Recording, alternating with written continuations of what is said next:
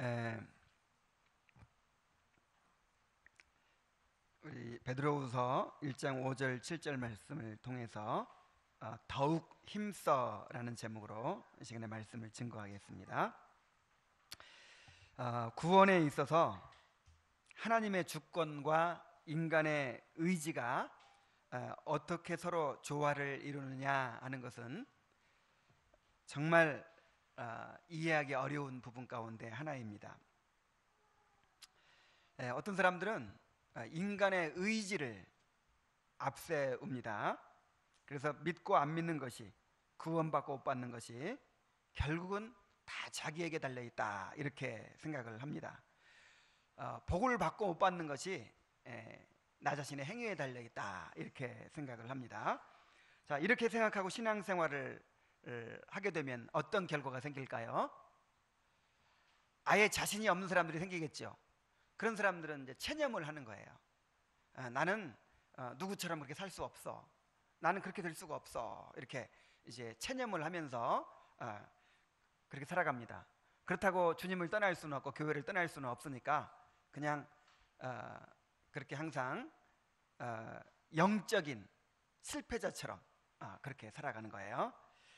그런가 하면 뭔가 의지력이 강하고 뭔가 그렇게 이제 또 강한 결단력을 가진 사람들이 있겠죠.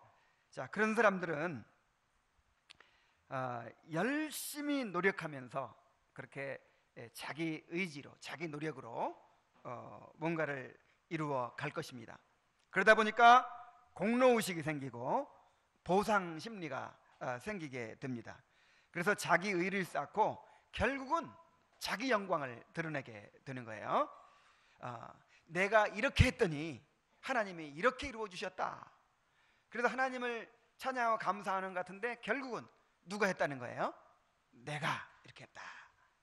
이렇게 되는 것입니다. 자, 그런가 하면 반대로 지나치게 하나님의 주권과 은혜만을 주장하는 사람들이 있습니다. 하나님이 은혜를 주셔야지 내 힘으로는 아무것도 할 수 없다는 거예요. 자, 옳은 말입니까? 옳죠. 이 말은 옳아요. 그런데 나는 어쩔 수 없는 죄인이라고 하면서 은혜 없이는 안 된다고 하면서 아무것도 하지 않는 거예요. 애써서 부르짖는 기도도 없고 거룩을 위한 노력도 없어요. 경건의 의무를 힘써서 행하려고 하지 않아요. 은혜가 필요하다는 거예요. 나는 죄인이라는 거예요. 자, 이것도 완전히 잘못된 신앙입니다. 성경은 하나님의 주권과 은혜 그리고 인간의 의지와 노력을 함께 강조합니다. 모든 것이 하나님의 은혜로 이루어진다고 하면서 동시에 우리에게도 모든 노력을 다하라, 이렇게 명령하고 있습니다.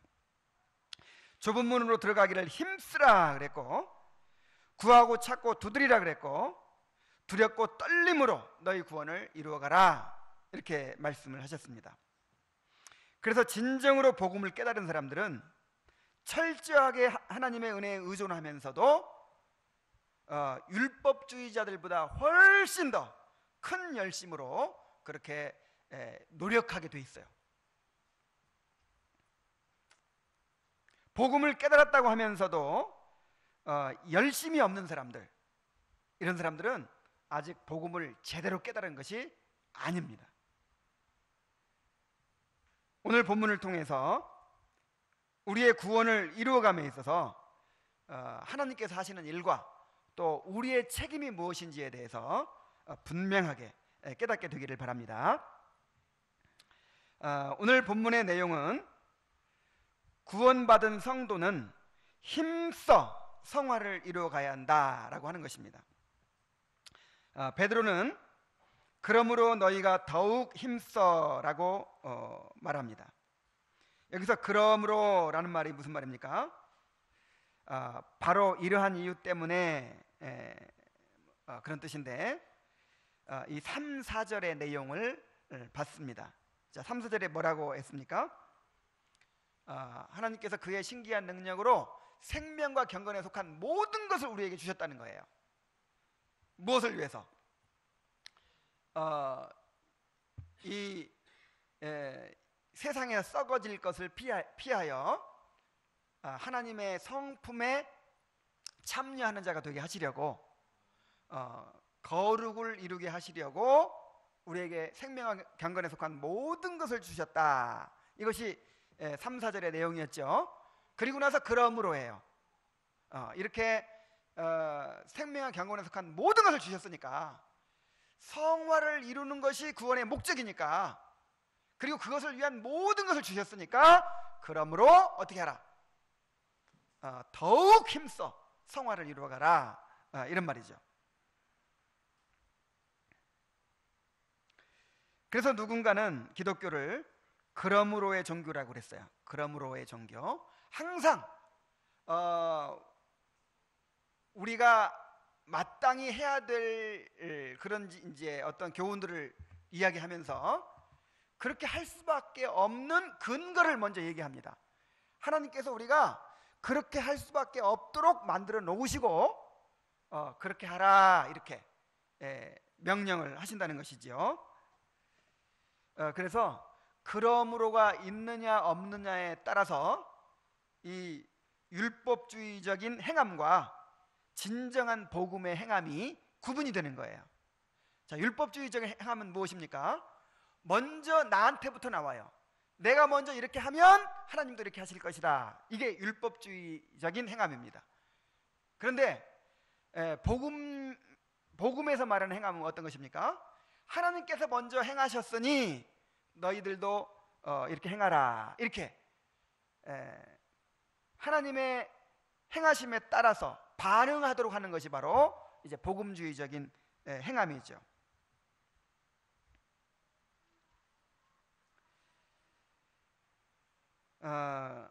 그래서 여기 더욱 힘쓰라는 말은 모든 노력을 다하여, 그런 뜻이에요. 자, 어떻게 하라고요? 이 더욱이라는 말이 영어로는 all이에요. 모든 노력을 다해라. 우리가 할 수 있는 모든 노력을 다해서 성화를 이루어가야 한다라고 하는 것입니다. 회심도 성화도 은혜로 이루어지는 것이지만 우리가 가만히 있어도 저절로 되는 것은 아니라는 것입니다. 자, 먼저 회심하는 일에도 우리의 애씀이 없이는 안 된다는 것을 알 수 있어요. 주님께서는 우리에게 말씀하셨습니다. 좁은 문으로 들어가기를 힘쓰라. 내가 너희에게 이르노니 들어가기를 구하여도 못하는 자가 많으리라 그랬어요. 자, 이게 무슨 말입니까? 그러니까 대충 힘써 가지고는 안 된다는 거예요. 이 좁은 문으로 들어간다는 것이 무엇입니까? 우리가 구원받는 것이잖아요. 회심하는 것이잖아요. 이 중생하고 회심하는 것도 어떻게 해야 돼요? 힘써야 돼요. 적당히 힘써 가지고는 안 된다는 거예요. 그리로 들어가려고 들어가기를 구하여도 얻지 못한 자가 많다. 그러니까 이 좁은 문으로 들어가려고, 구원받으려고, 나의 구원이 필요하다, 이런 걸 깨닫고, 그리고 구원받기 위해서 이렇게 막 처음에 마음을 먹었는데도 불구하고 나중에 못 들어간 사람이 많다는 거예요. 그러니까 어떻게 하라고요? 힘쓰라고요. 좁은 문으로 들어가기를 힘써야 됩니다. 철로역정에 나오는 크리스찬을 보면 이 좁은 문으로 들어가기까지 얼마나 많은 노력을 기울였는지를 우리가 알 수 있어요. 어떤 노력을 기울였습니까? 이제 자기가 사는 도시가 멸망하게 될 것을 깨달았어요. 자기도 이제 심판을 받아서 영원히 멸망할 수밖에 없다는 걸 깨달았어요. 그래서 이제 구원받기 위해서 이제 애를 쓰는 거예요. 그래서 가족들이 막 붙잡으니까 가족들을 막 버리기까지 했어요. 온갖 유혹과 조롱과 그 다음에 핍박을 다 이겨내고, 그 다음에 그 구원의 길을 구하고 찾는 것입니다. 그래서 이제 막 시행착오 끝에 누구를 만났죠? 전도자를 만나가지고 이제 좁은 문으로 가면 된다, 그걸 알았어요. 근데 좁은 문도 쉽게 나타납니까? 좁은 문으로 가기까지 뭐 절망의 늪에 빠지기도 하고, 또 어떤 잘못된 교훈에 빠져가지고 무슨 율법주의자에게 또 가기도 하고, 온갖 위험과 유혹과 그런 시험들을 거쳐가지고 막 중간에 많은 사람들이 포기하죠. 많은 사람들이 따라왔다가 포기하는 가운데 끝까지 포기하지 않고 그렇게 좁은 문을 향해 나아갔어요. 그래서 이 말은 우리의 행위가 이 구원에 영향을 미친다, 그런 뜻이 아닙니다. 구원은 전적으로 하나님의 은혜로 이루어지는 것이죠. 그러나 그 은혜는 구하고 찾는 자에게 주어진다는 거예요. 그냥 하나님의 은혜로 되니까, 하나님이 예정하셔야 되니까 하나님께 달려있지 뭐 어떻게 되겠지, 이런 사람들에게는 주어지지 않는다는 거예요.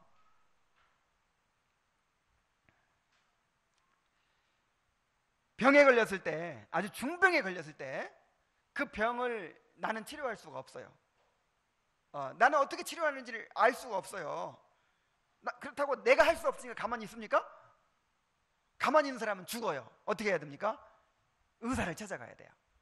이 병을 고칠 줄 아는 의사를 찾아야 돼요. 수소문하고 묻고 구하고 찾아서 그 의사가 어디에 있는지를 알아야 돼요. 그리고 그 의사한테 달려가야 돼요.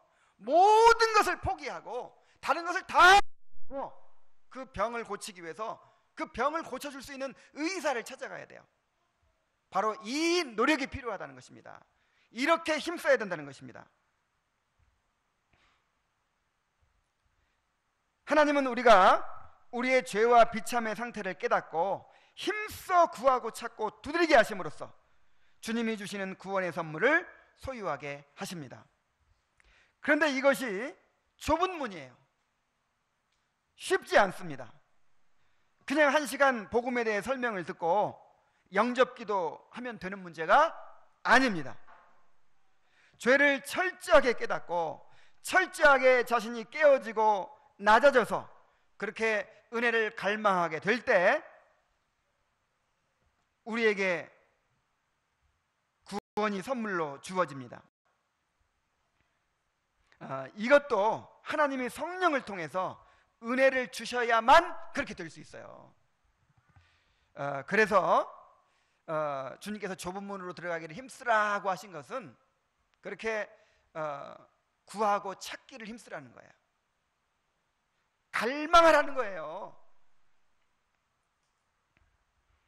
회심을 경험하기 원한다면 하나님이 주신 은혜의 수단을 사용해서 모든 노력을 다해서 구하고 찾고 두드려야 될 줄로 믿습니다. 자, 그렇게 해서 이제 좁은 문에 들어왔어요. 좁은 문에 딱 들어오고 나면 끝납니까? 그렇지 않죠. 이제 더욱 힘써 좁은 길로 가야 합니다. 이 크리스찬이 좁은 문에 딱 들어오니까 끝났어요? 야, 이제는 끝이다 그랬어요? 그때부터가 시작이에요. 그때부터가 본격적으로 시작하는 거예요. 좁은 문으로 들어선 다음부터는 온갖 시험과 유혹과 환난 가운데서 분투하고 또 열심히 노력하고 싸우면서 그렇게 천성을 향해 나아가야 했습니다. 언제까지요? 천성에 도착할 때까지.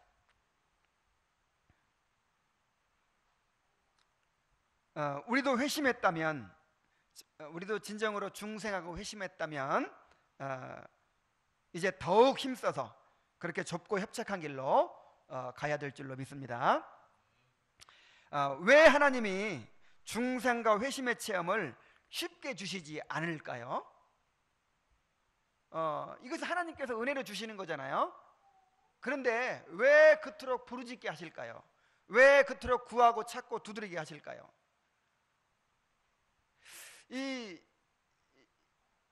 이제 그 교회사에서 하나님의 사람들의 그 회심의 경험을 보면요, 왜 하나님이 이렇게까지 하실까? 막 그런 생각이 들어요.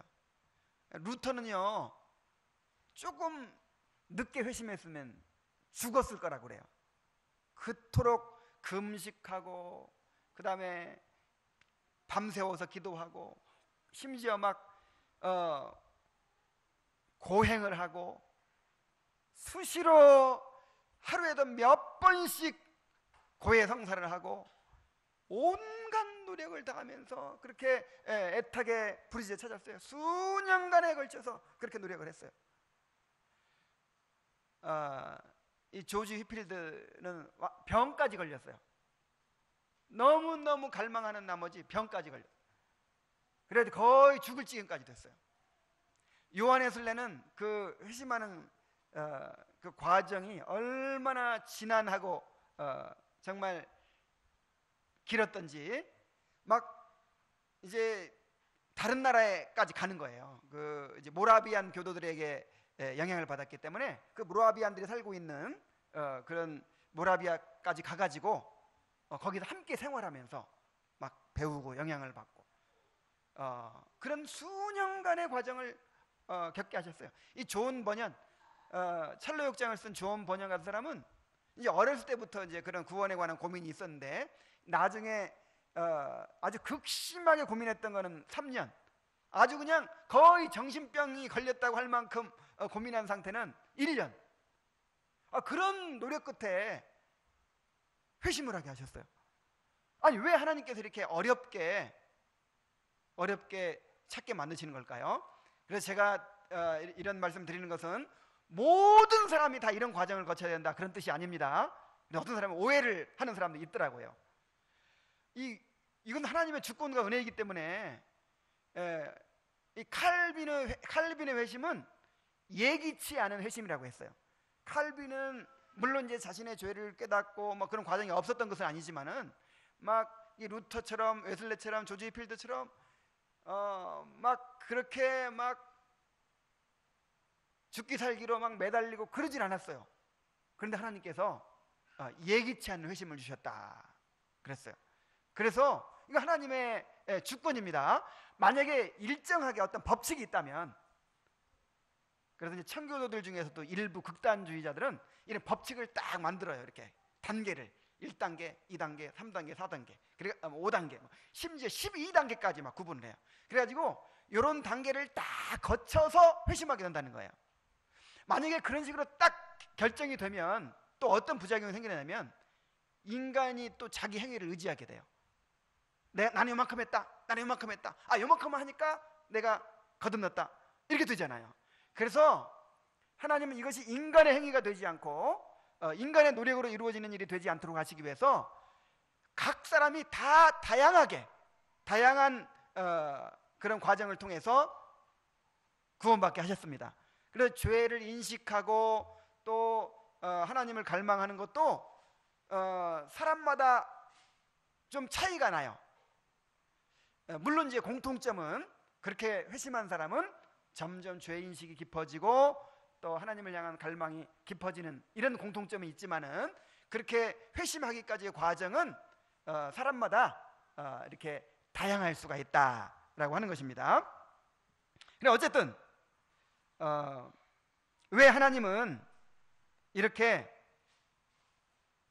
좁은 문으로 들어가기를 힘쓰라 이렇게 하셨을까요? 그냥 그 찰로역정에 나오는 크리스찬이 자기의 죄를 깨닫고 나는 이렇게 어떻게 하면 좋은가, 주여 나를 불쌍히 여기소서 그랬을 때 덜컥 구원해주면 좋을 텐데 그냥 뭐 찾아 헤매게 하시고 복음 전도자를 만나게 하시고 좁은 문까지 그렇게 힘들게 가게 하시고 왜 이런 과정을 거치게 하시냔 말이에요.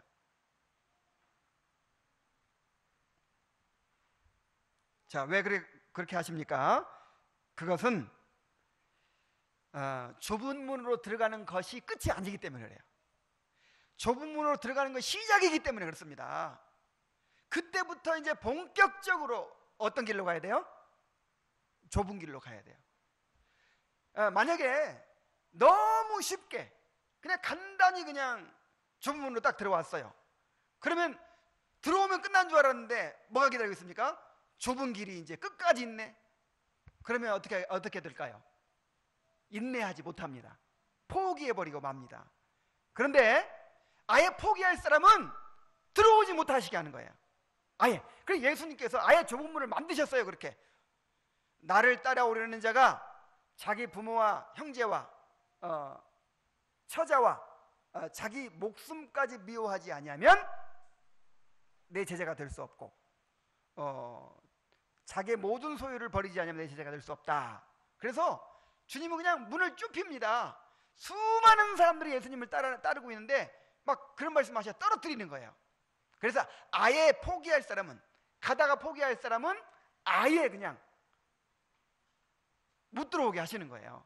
그래서 이 회심하는 과정에서 철저하게 낮아지고 철저하게 깨어지고 철저하게 자기가 포기되어져서 이제 끝까지 주님을 그렇게 따라가도록 그렇게 하시는 것입니다.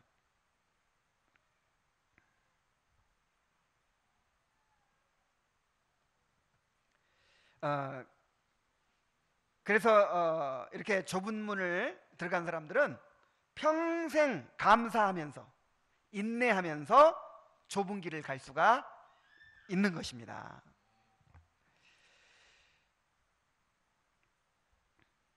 그래서 우리가 회심하는 것도 또 이 성화를 이루는 것도 좁은 문으로 들어가는 것이고 또 좁은 길로 가는 것이라는 사실, 우리가 하나님께서 은혜로 다 이루어 주시지만 또 우리가 힘써야 한다는 사실, 이것을 명심해야 될 줄로 믿습니다. 그래서 이제 우리가 성화에 있어서 우리의 책임을 깨닫고 힘써 실천을 해야 된다는 것입니다. 이 성화에 대한 잘못된 교훈들이 있어요. 이것을 우리가 잘 알고 분별할 필요가 있습니다. 제가 몇 가지 이제 말씀을 드리려고 해요. 자, 첫 번째로 우리는 어쩔 수 없는 죄인이다. 그러나 하나님은 우리의 어떤 모습도 다 받아주시고 천국으로 우리를 데려가신다. 자, 이렇게 주장하는 사람들이 있어요. 그렇게 죄를 무서워할 필요가 없어. 그렇게 무슨 이 죄 울렁증에 걸릴 필요가 없어. 하나님은 그냥 우리를 있는 모습 그대로 사랑하셔. 우리는 이 땅에 사는 동안 어쩔 수 없어. 그러니까 그렇게 거룩한 삶을 위해서 그렇게 애쓸 필요가 없어. 자, 이렇게 하나님의 은혜를 막 지나치게 강조하면서 우리의 성화에 대한 그런 노력을 간과하게 만드는 이제 그런 주장이죠. 자, 어디서 이런 얘기를 합니까? 이게 구원파 같은 데서 그렇게 얘기를 하죠. 굉장히 은혜를 높이는 것 같아요. 은혜를 높이는 이유가 뭐죠? 하나님은 어떤 죄인도 사랑하셔. 나 같은 사람도 그냥 있는 모습 그대로 다 받으셔. 다 옳은 말이죠. 옳은 말인데 이걸 막 강조하고 막 은혜를 높여요. 그 높이는 이유가 뭡니까? 그러니까 아무렇게나 살아도 크게 상관없다, 이런 이제 생각을 갖게 만드는 거죠. 지나치게 죄의 용서와 은혜만을 강조하면서 성화를 강조하지 않는 것입니다. 그러나 하나님께서 우리를 부르신 목적은 성화에 있어요. 우리가 3, 4절에 살펴봤잖아요. 그의 신기한 능력으로 생명과 경건에 속한 모든 것을 우리에게 주신 것은 우리를 세상에서 썩어질 것을 피하여 하나님의 거룩한 성품에 참여하도록 하시기 위해서였다 그랬어요. 거룩하고 흠이 없게 하시려고 우리를 부르셨습니다. 그 아들의 형상을 본받게 하시기 위하여 우리를 부르셨습니다. 그래서 성화가 없는 구원은 있을 수가 없어요. 성화가 없는 구원의 확신은 있을 수가 없어요. 자, 이 두 번째 또 잘못된 주장이 있어요. 구원은 은혜로 받지만 성화는 우리의 노력으로 된다, 이렇게 생각하는 거예요.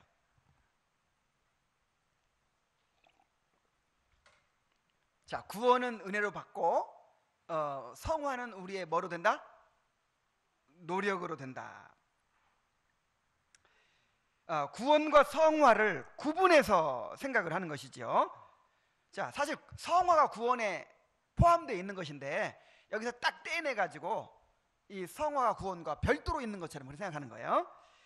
그래서 성화는 상급과 관련되어 있다, 이렇게 주장을 합니다. 성화를 선택사항으로 만들어버리는 것입니다. 그래서 이 사람들은요, 이 그리스도인을 두 종류로 구분을 해요.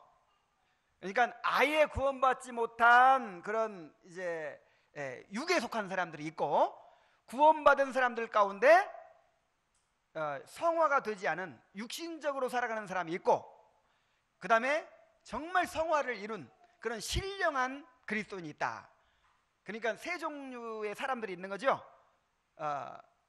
육신적인 육에 속한 사람, 불신자들. 그 다음에 이제 교회 안에는 육신적인 그리스도인과 신령한 그리스도인. 그런데 신령한 그리스도인은 많을까요, 적을까요? 적죠. 바울이나 무슨 조나단 에드워즈나 그런 특별한 사람들이라 그래 살고, 나머지 대부분은 다 어떤 사람들이에요? 육신적인 그리스도인이에요. 이건요 완전히 잘못된 생각이에요. 성경은 그리스도인을 그리스도인이 아니라 사람을 두 종류로 구분합니다. 육에 속한 사람, 신령한 사람. 거듭나지 못한 자, 거듭난 자. 의인과 악인. 딱 두 종류밖에 없어요. 그래서 성경에서 말하는 신령한 자가, 신령한 자 이 말이 무슨 말이냐면 영적인 사람, 그런 뜻이거든요. 거듭나지 않으면 영적인 사람이 될 수 없습니다. 거듭나지 않으면 신령한 자가 될 수 없어요. 그래서 교회를 다녀도요, 이 신령하지 않은 사람은 구원받지 못한 사람이에요. 성화가 이루어지지 않고 있는 사람은 거듭나지 못한 사람이에요.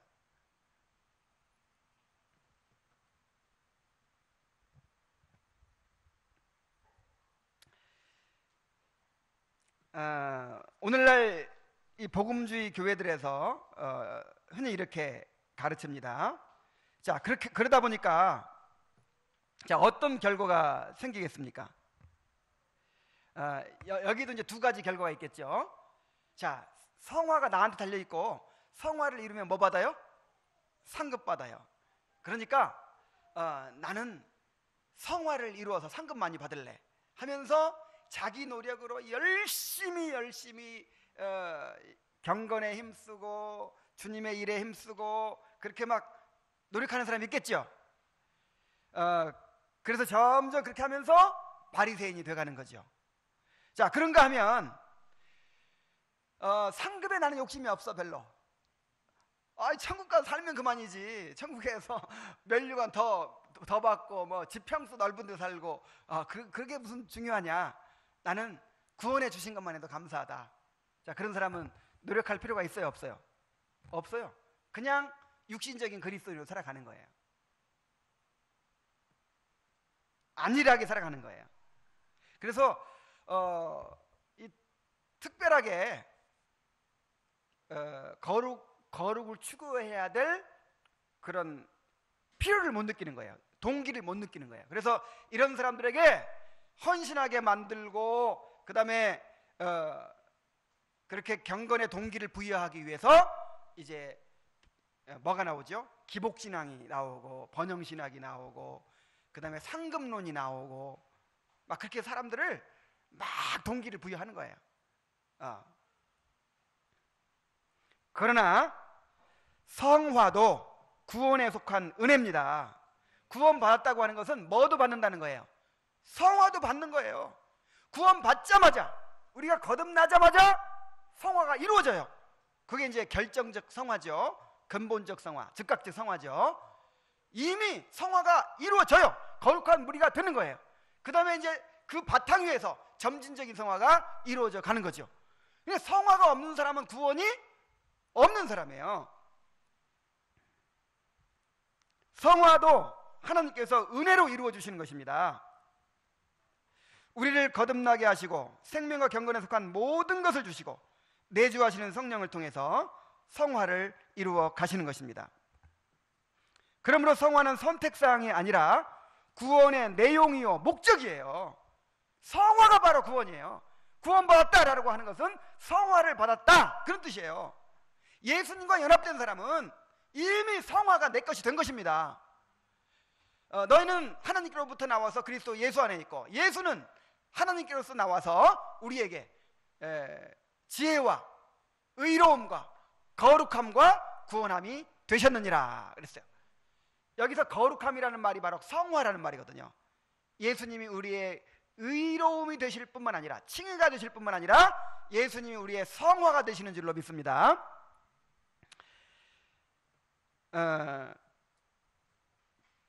그래서 구원받은 자에게 성화는 필연적이다 라는 사실을 꼭 기억해야 될 줄로 믿습니다. 자, 세 번째 잘못된 이제 생각이 있어요.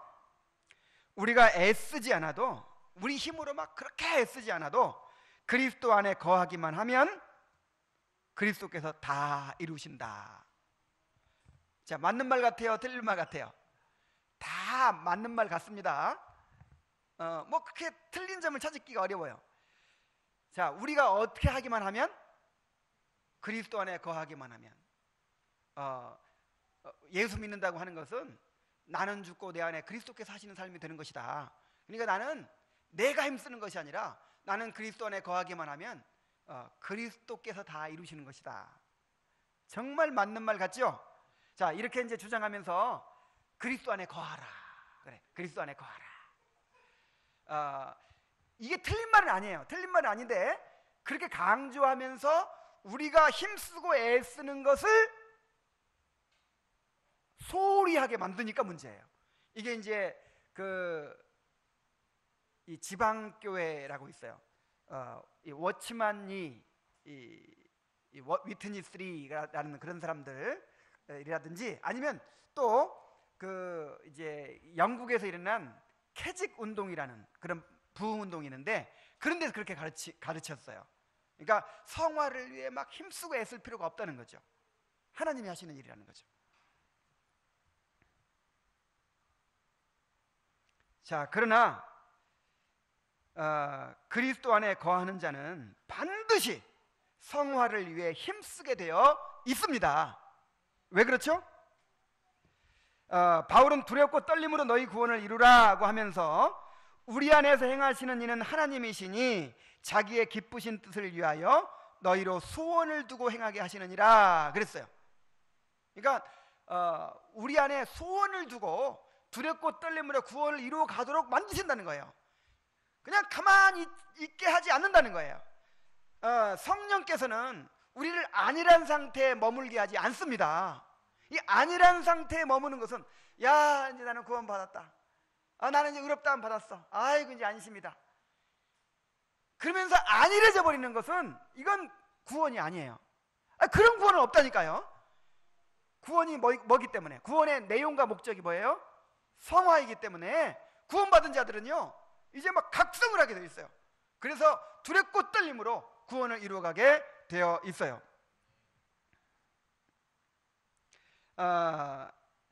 또 이런 주장이 있습니다.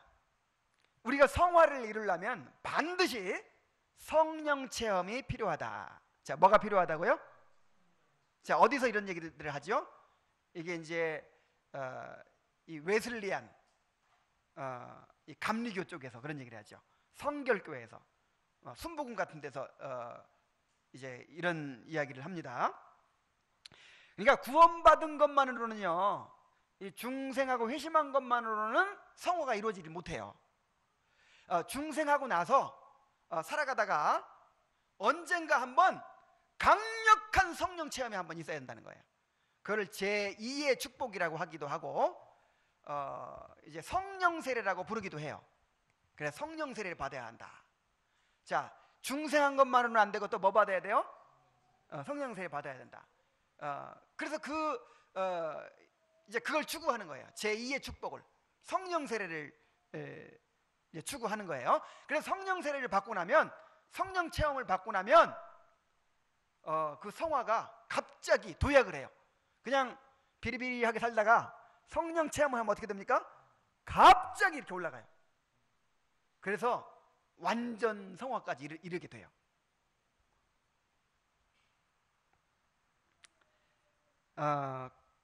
그러나 성경은 이미 우리가 성령 세례를 받았다라고 말합니다. 성령의 세례를 통해서 그리스도의 몸의 지체가 되었다고 말합니다. 아니, 그리스도 몸의 지체가 된 사람들은 이미 뭐 받은 거예요? 성령 세례 받은 거예요. 이제는 특별한 성령 체험은 필요한 것이 아니고 성령의 충만이 필요합니다. 성령 충만은 단 한순간의 어떤 뜨거운 체험을 말하는 것이 아니고, 우리가 성령께 굴복되고 성령께 온전히 지배받는 것을 성령 충만이라고 합니다. 그래서 성령 충만은 한순간이겠어요? 과정이겠어요? 과정을 말하는 거예요. 그러니까 이제 성령 충만도 두 가지 의미가 있어요. 그 어떤 사역을 위해서 특별한 능력을 쏟아 부어줄 때, 그것도 성령 충만이라고 하거든요. 그거는 사도행전에 주로 그렇게 표현되어 있어요. 그래서 사도행전에서 말하는 충만은 대개 사역을 위해서 권능과 은사들을 막 부어주시는 이제 그런 의미로 성령 충만을 얘기했어요. 그런데 이 서신서에서 우리의 성화와 관련돼서 성령 충만을 얘기할 때는 이제 그런 의미로 말하는 것이 아니라 우리 삶의 과정으로 말하는 거예요. 그래서 성령 충만을 받으라, 그 말이 무슨 말이냐면 막 기도해가지고 갑자기 뜨거움을 받으라, 그런 뜻이 아니고, 우리가 굴복되는 게 한순간에 됩니까? 계속 나를 차 복종시키고 또 기도하고 또 말씀을 듣고 끊임없이 나를 죽여가는 과정이 필요하죠. 그래서 내가 온전히 점점점 성령께 지배를 받게 될 때, 그게 성령 충만이에요. 여러분, 이거를 보여주는 게 이제 구약의 그 믿음의 사람들의 모습이에요. 아브라함을 보세요. 모세를 보세요. 야곱을 보세요. 그 사람이 어느 순간에 갑자기 그냥 불 받아가지고 이렇게 변했어요? 그렇지 않죠? 점점점 굴복되어 갔죠? 우리도 그렇게 되는 거예요. 우리도. 자, 그래서 무슨 특별한 성령 체험을 통해서 성화를 이루려고 하는 것도 잘못된 생각입니다. 자, 그리고 한 가지 더 얘기하자면, 이것은 정말 우리가 이 개혁주의 신앙을 추구한다고 하는 이 우리들이 가장 이제 주의해야 될 그런 교훈이에요.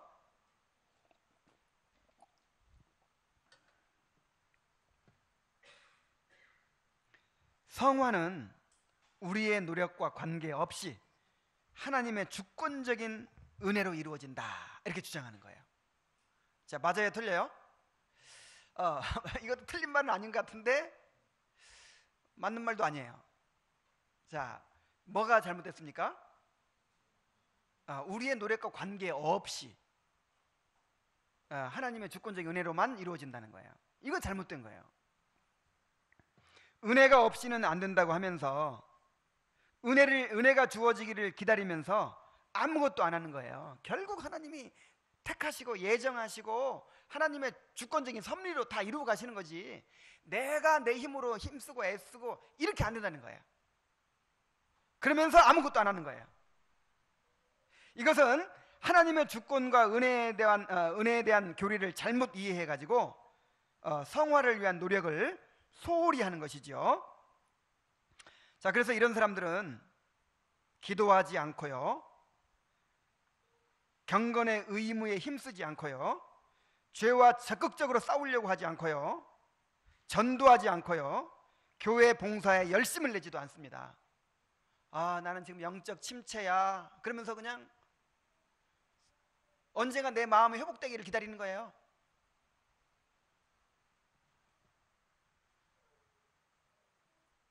이건 완전히 개혁신앙을 잘못 배운 거예요. 이 극단적 칼빈주의에 빠지는 거예요. 여러분, 그 은혜로만 된다, 이걸 깨달으면 어떻게 해야 돼요?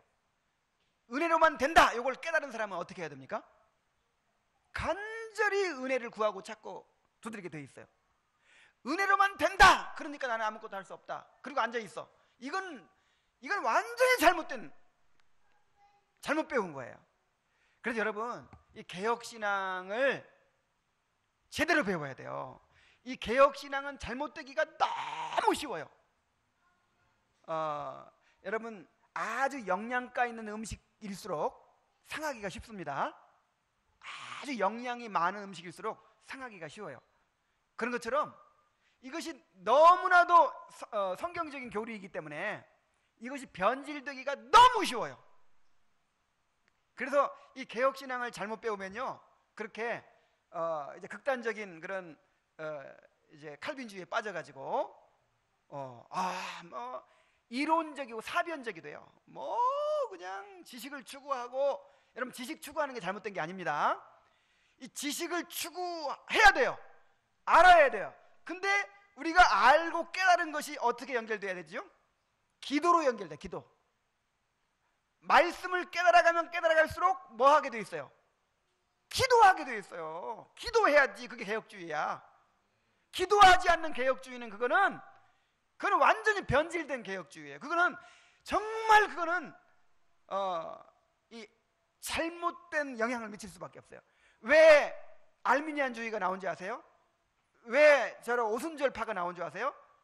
이렇게 기도하지 않는 개혁주의, 이렇게 경건의 의무를 힘쓰지 않는 개혁주의, 그렇게 하나님이 다 하신다고 하면서, 은혜가 필요하다고 하면서 그냥 아무것도 안 하는 이런 사람들의 모습을 보면서 알미니안주의가 나오고요, 오순절파가 나온 거예요.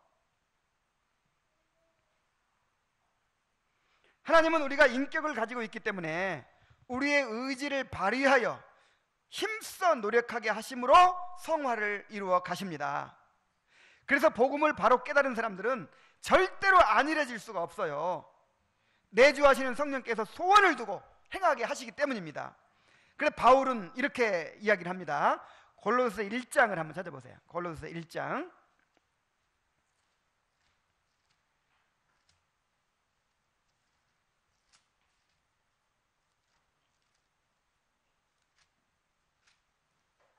1장 29절입니다. 우리 함께 읽어보겠습니다. 시작. 이를 위하여 나도 내 속에서 능력으로 역사하시는 역사를 따라 힘을 다하여 수고하노라. 자, 여기에 하나님께서 하시는 일도 있죠. 또 내가 하는 일도 있죠. 하나님은 어떤 일을 하십니까? 능력으로 역사하세요. 우리 안에서. 하나님이 우리의 성화를 이루십니다. 하나님께서 모든 것을 다 이루십니다. 그런데 우리는 뭐 해요? 그러면 힘을 다하여, 이것도 모든 노력을 다한다는 뜻이에요. 모든 노력을 다 뭐 한다? 수고한다. 자, 실제로 바울이 그렇게 했는지 한번 우리 찾아봅시다. 고린도전서 9장입니다. 고린도전서 9장 24절부터 보겠습니다. 9장 24절부터 27절까지 우리 함께 읽겠습니다. 자, 시작. 운동장에서 다름질하는 자들이 다 달릴지라도 오직 상 얻는 사람은 한 사람인 줄 너희가 알지 못하느냐? 너희도 상을 받도록 이와 같이 다름질해라. 여기까지 먼저 보죠. 자, 그러니까 우리가 어느 정도 힘써야 된다는 거예요. 어느 정도. 운동장에서 경주하는 사람만큼 힘써야 된단 말이에요. 자, 운동장을 경주하는 사람이 대충 뛰어가지고 금메달 딸 수 있어요, 없어요? 그러니까 거기서는 지금까지 몇 년 동안 훈련해 온 것을 그 단 몇 초에, 단 몇 분에 달려 있잖아요. 그러니까 거기서는 죽을 힘을 다합니다. 그렇게 안 하면 상을 받을 수 있어요, 없어요? 없어요. 여기 상이 뭘까요? 우리 구원의 완성이죠. 우리 구원이 이루어지는 것이죠.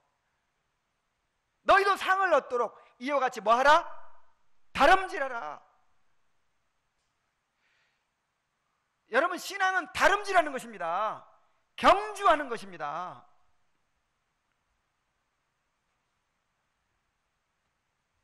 이기기를 다투는 자마다 모든 일에 절제하나니 그들은 썩을 승리자의 면류관을 얻고자 하되 우리는 썩지 아니할 것을 얻고자 하노라.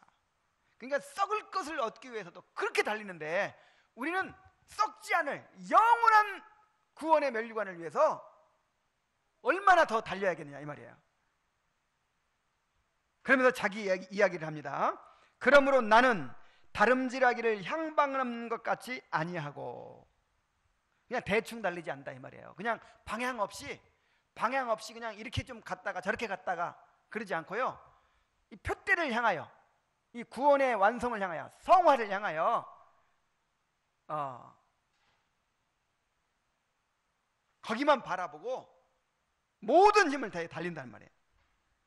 그 다음에 싸우기를 허공을 치는 것 같지 아니하여, 갑자기 종목이 바뀌었어요.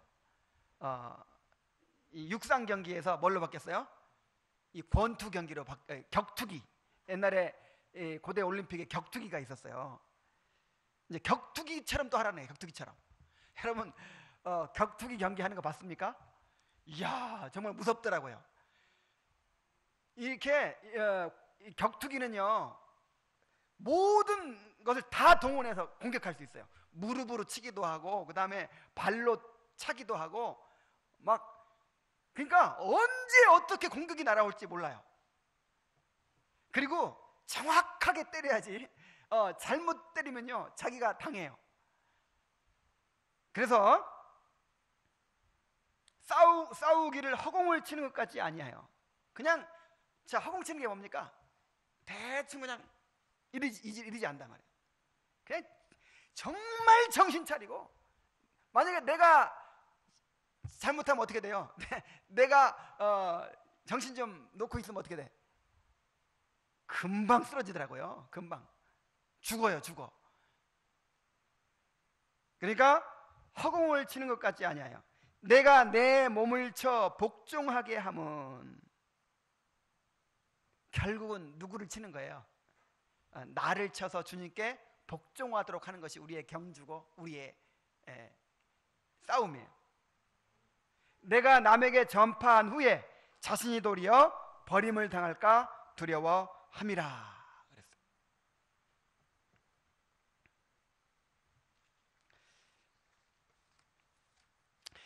그랬어요. 바울뿐만 아니라 칼빈을 비롯해서 개혁신앙을 추구했던 사람들을 보십시오. 이 청교도들을 보세요.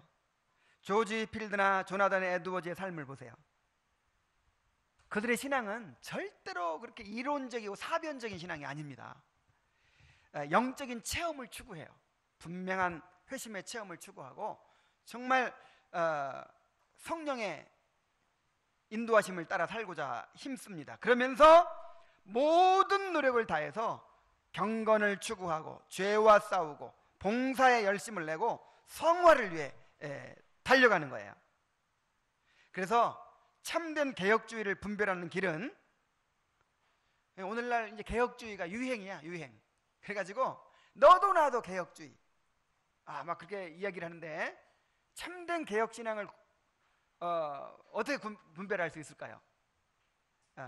이 체험과 실천이 따르느냐, 이게 중요해요.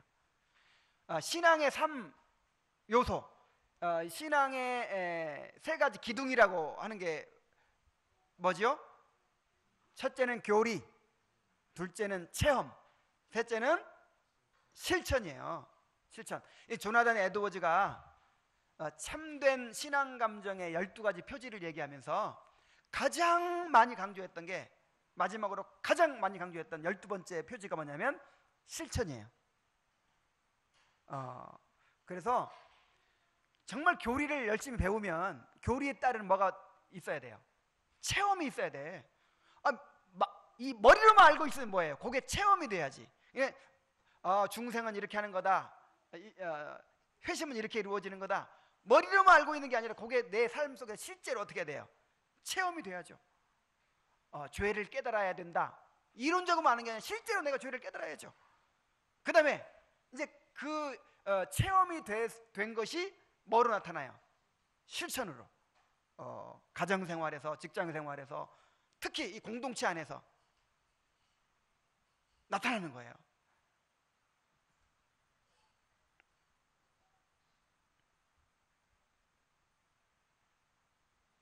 그러므로 우리도 하나님의 은혜를 구하면서 성화를 위해 힘써 노력해야 됩니다. 은혜의 수단으로 나오기를 힘써야 됩니다. 예배와 모임에 적극적으로 참여해야 돼요. 끊임없이 말씀을 들어야 됩니다. 끊임없이 기도의 자리로 나아가야 합니다. 자신이 죄인임을 알고 은혜가 필요함을 깨닫는다면 이것이 은혜의 수단을 붙드는 것으로 드러나야 돼요. 그래서 정말 이 경건의 의무를 열심히 하는 사람은 점점 더 부족감을 더 깨달아요. 아, 내가 잠시라도 이것을 놓으면 죄가 나를 지배하게 되는구나. 내가 잠시라도 이것을 놓으면 하나님을 향한 갈망이 식어져 버리는구나. 구원을 향한 갈망이 식어져 버리는구나. 그래서 더 애써 붙들게 됩니다. 우리가 적극적으로 죄와 싸워야 돼요. 세상의 유혹과 염려가 마음을 차지하지 않도록 해야 됩니다. 여러분, 그냥 염려가 내 마음을 가득 차지해가지고 염려 가운데 그냥 하루를 살고 3일을 살고 일주일 사는 거, 여러분 이걸 보통으로 생각하지 마세요. 완전히 죄 가운데 파묻혀 있는 것입니다. 마귀에게 완전히 그냥 사로잡혀 있는 것입니다. 너희가 이 세상의 유혹과 재리의 유혹과 세상의 염려로, 술 취함과 재리의 유혹과 세상의 염려로 마음이 둔하여지고 그랬어요. 그러니까 염려가 사람을 둔하게, 영적으로 무뎌지게 만들고 하나님과 멀어지게 만드는 거예요. 세상의 온갖 유혹이 마음을 차지하지 않도록 우리가 애써야 됩니다. 죄의 욕망이 스며들지 않도록 모든 것을 절제해야 돼요. 작은 죄라도 무섭게 여기고 단호한 태도로 잘라버리려고 해야 돼요. 이렇게 은혜를 구하면서 힘써 노력하는 사람이 성화의 열매를 얻고 구원의 확신을 누리게 됩니다.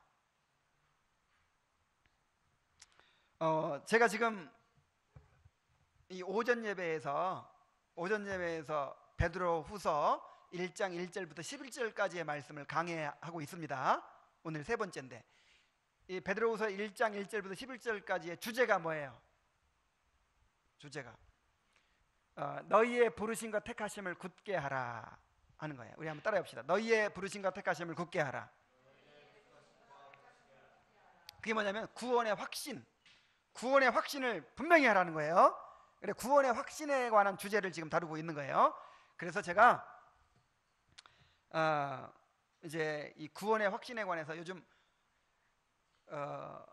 지난주에도 그 한 500-600페이지 되는 그 지상에서 누리는 천국이라는, 뭐 교회사에서 구원의 확신에 관한 가장 위대한 책이라고 그렇게 이제 하는 책이 있어요. 토마스 브룩스라는 사람이 쓴 책인데 그 책을 한번 또 쭉 훑어봤어요.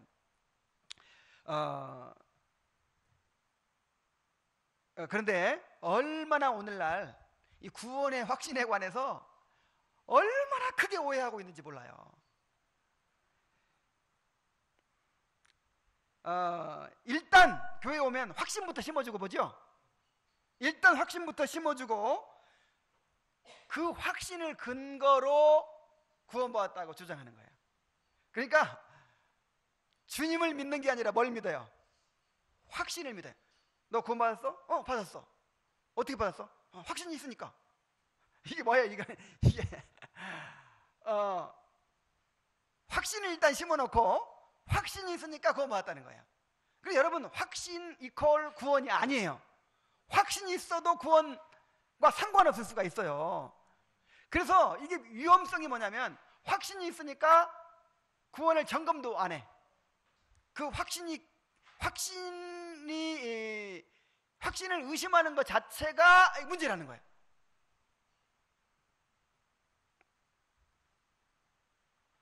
그리고 확신하면 어떻게 됩니까? 이제 다시는 구원을 점검하지도 않고 자신의 상태와 관계없이 확신을 누리는 거예요. 이게 중요해요. 자신의 상태와 관계없이 확신을 누리는 거, 이것처럼 큰 오해가 없어요.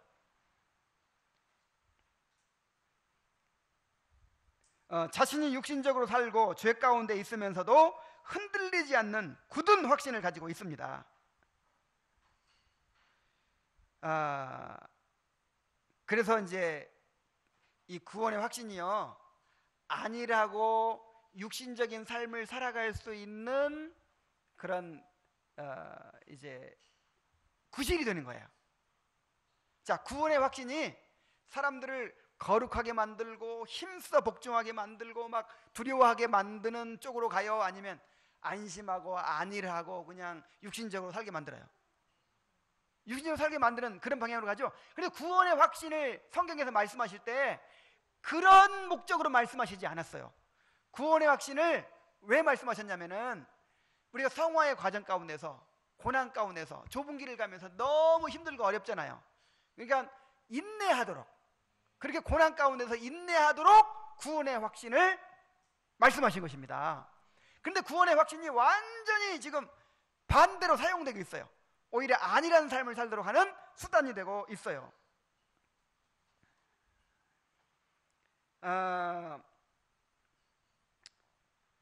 근데 완전히 이건 잘못된 생각이죠.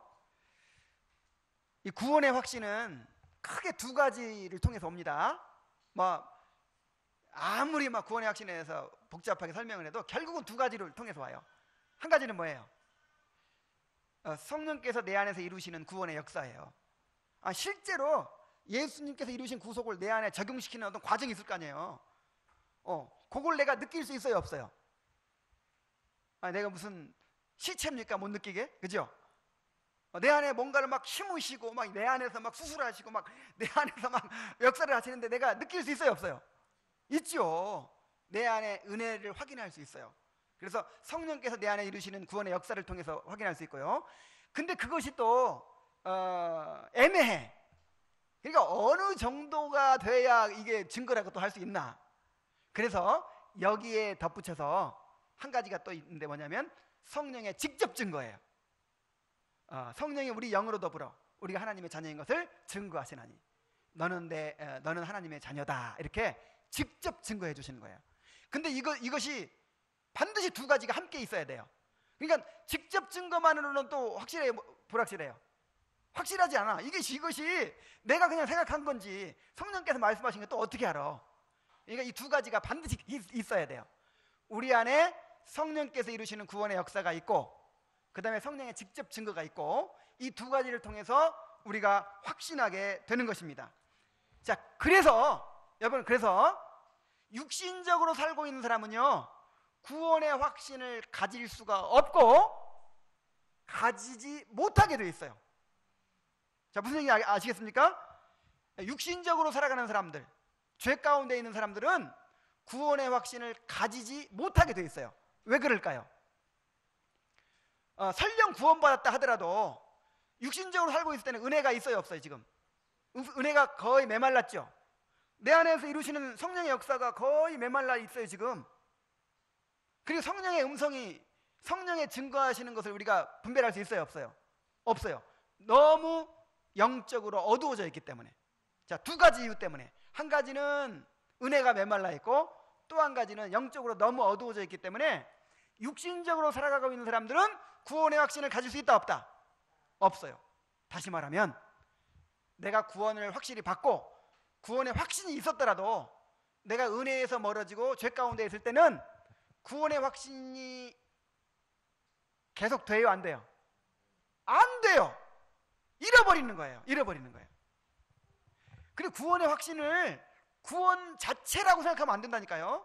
구원은 한 번 얻으면 잃어버릴 수 있어요, 없어요? 없지만 구원의 확신은 잃어버렸다가 생겼다가 강해졌다가 약해졌다가 이럴 수가 있어요. 그리고 구원의 확신이 거짓된 확신도 있고 진짜 확신도 있고.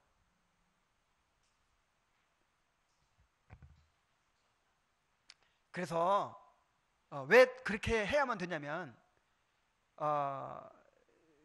내가 죄 가운데 빠졌어요. 육신적으로 살아요. 그리고 죄를 즐기며 사니까 너무 달콤하고 좋아. 그런데도 확신이 있어. 나는 이렇게 죄 가운데 있어서 이렇게 죄를 살살 즐기고 육신적으로 살아도 나는 천국 갈 것이 틀림없어. 여러분, 그러면 그 사람이 죄 가운데서 나오겠어요, 안 나오겠어요? 빠져나올 수가 없죠.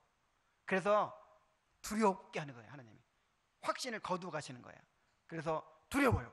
야, 이러다 내가 지옥 가면 어떻게 해야지? 그래서 아무리 경건한 그리스도인이라도, 여러분 다윗도 시편에 보면은 확신을 잃고 막 그렇게 하나님 앞에 은혜를 간구하는 내용들이 많이 나와요. 때때로 아무리 강한 확신을 가졌던 사람도요, 죄 가운데 있고 육신적으로 살면 확신을 잃어버려요. 누리지 못해요. 그래서 두려우니까, 갈급하니까 다시 은혜의 보좌 앞으로 나옵니다. 은혜의 수단을 통해서 은혜를 구해요.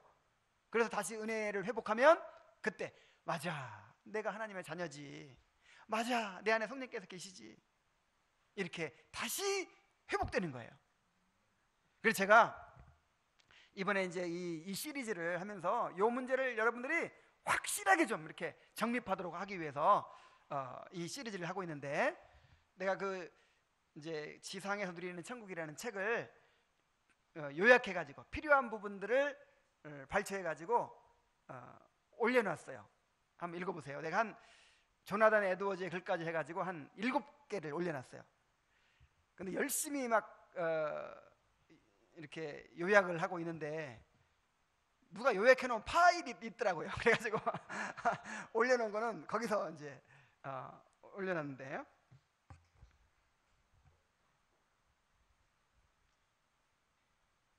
그래서 10절에, 자 10절이 주제라고 그랬어요. 베드로후서 1장 10절에 한번 가봅시다. 베드로후서 1장 10절.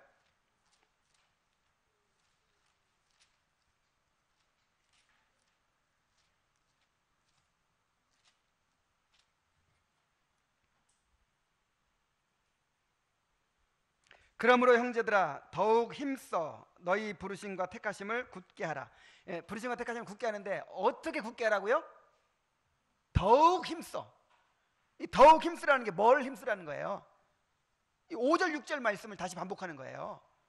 더욱 힘써야 돼요. 경건의 의무에 더욱, 은혜를 구하는 일에 더욱.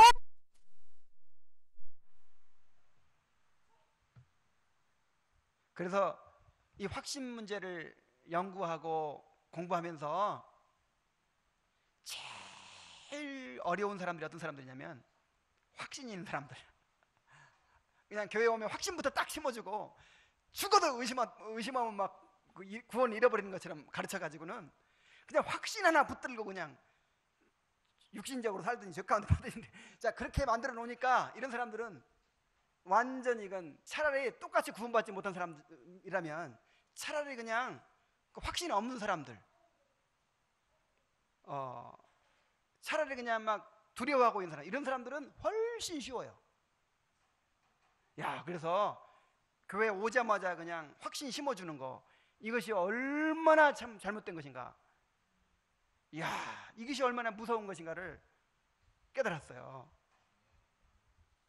정말 성경적인 구원의 확신에 관한 그런 이해를 갖게 되기를 바랍니다. 그래서 여러분들은 힘써 경건의 의무를 행하면서 성화를 이루어가면서 구원의 확신을 누리는 그런 성도들이 되기를 바랍니다. 반밖에 안 했는데 시간이 많이 갔으니 오늘은 점심을 먹기는 다 틀렸구나 하고 두려워하는 분들도 있을지 모르겠어요. 두려워하지 마십시오. 오늘 여기까지만 하겠습니다. 이제 다음 주에 우리가 구체적으로 힘써야 될 8가지가 있어요. 믿음의 덕의 지식을, 지식의 경건을, 절제의 경건을, 경건의 인내를, 인내의 형제의 우애를. 순서가 좀 바뀌었나? 형제의 우애, 사랑을 달아.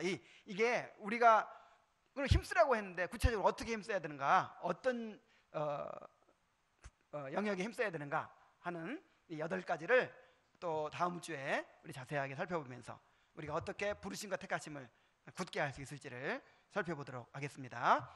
여러분들 그 카페에 올려져 있는 글들 꼭 한번 읽어보시고 구원의 확신에 대해서 정립하게 되시길 바랍니다. 자, 이 시간 우리 각자 한번 기도하고 또 제가 기도하겠습니다. 오늘